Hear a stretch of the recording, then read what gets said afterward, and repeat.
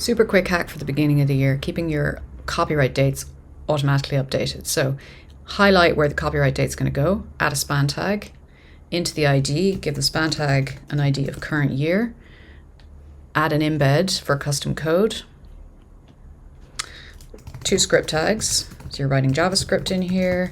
First, we want to reference that code that we just did. So we'll say let current year element and document.getElement by ID.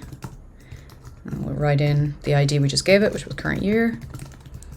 Then current year element, the variable we just made, dot text content, which is what we want to change, where we want the year to appear, equals a new date, which is a JavaScript object, and to that we want to add the property get full year.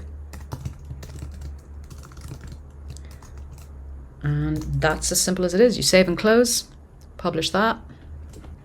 When that's published, have a look and you'll see that your year is updated. And not only that, next year, January, it'll say automatically 2024.